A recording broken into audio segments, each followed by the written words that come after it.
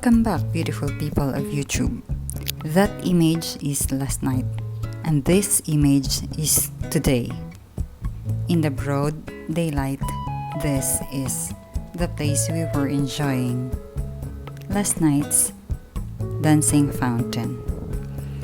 In this video, we will be going to Saint Augustine of Hippo Parish Church, Archdiocesan Shrine of Nuestra Señora de Caridad de Bantay. That was a mouthful to say. Uy, nag-i-snack yung kabayo.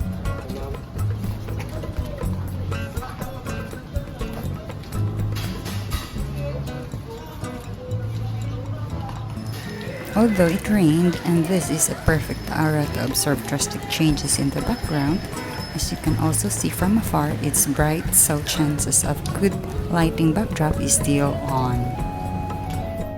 Dinner in Buona Rica Pizza is awesome.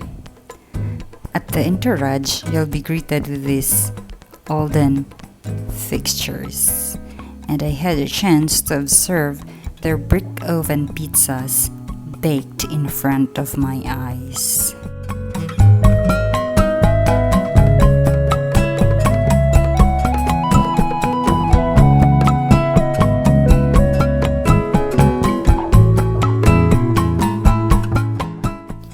Oh, that is my all-time vegetarian pizza. And the table settings, it seems like we were taken back in the olden times of Crisologo Ibarra, the Don Simon, and the Doña.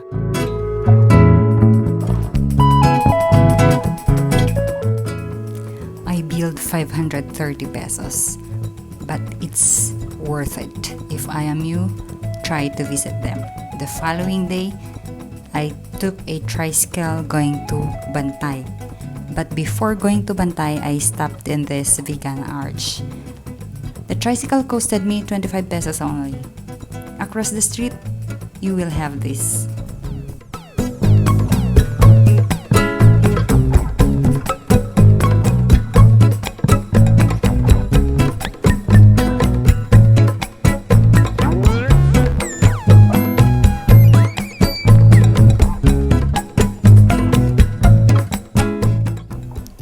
The reflection of the sunlight with the yellow vintage lights and some of its golden fixtures creates this optical illusion of something's glorious is about to happen.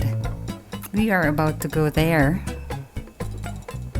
This old historic belfry of the church known as Bantay Tower, which served as a watchtower for pirates back in the 1590s, will be conquered by our feet.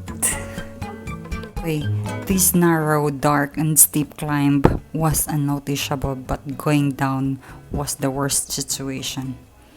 The winds and dang!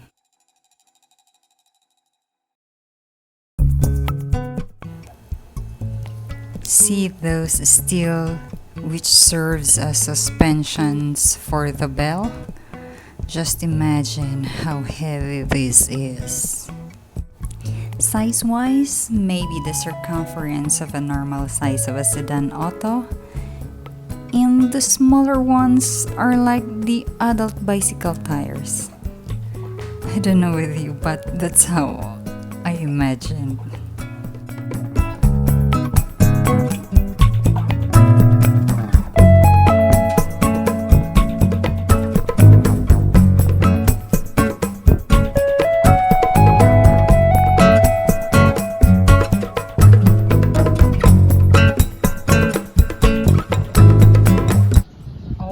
God. Sa lakas ng hangin at mag-isa lang ako dito at ganito ka-steep ang hagdanan. OMG talaga. Paano ako bababa?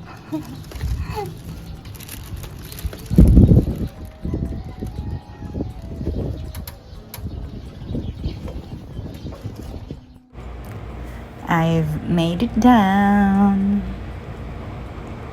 That angulation, you can measure it by yourself, I don't know, but that is steep.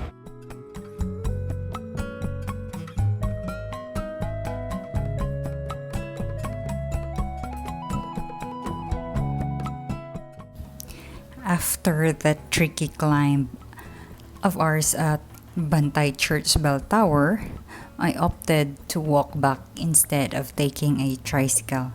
Along the way, I passed by this famous empanada house of Vigan, and of course, some coffee shops and some pasalubong houses. Crazy to think of, I was from Bantay Church, then I'm here again in Vigan Metropolitan Cathedral. By the way, this is how I observe new places.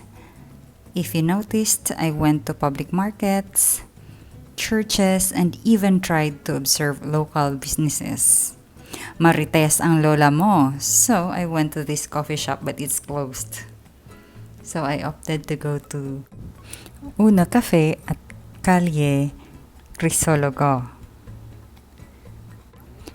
I just adored how they restore these places from those before eras. If you noticed, they're similar to cobblestones also.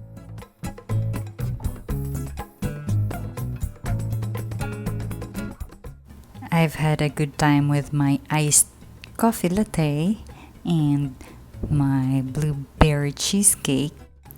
After the time at the coffee shop, another Marites mode is on. Kapag bibili ka ng ganyang kabayo lang dito, mga 5 taon, mga magkano? Pwede lang ganito 5,000 din? 50,000. 50,000? Pinapakuan po ninyo yung pa? Para hindi malapnos sa kakalakad ng simyento. Parang 3 patong na, oh. Apat yung pako na yan. Ay, 4 ba yan? Oo, ay oo. Malayo kasi yung pinakalaman niya, ma'am, dito. Ito, matigas to.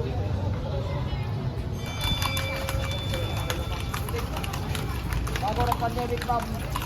Meron na kayo dating mo.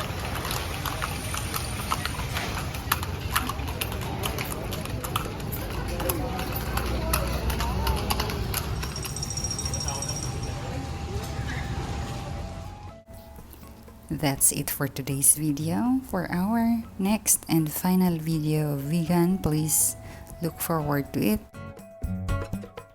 And thank you so much for watching. See you there.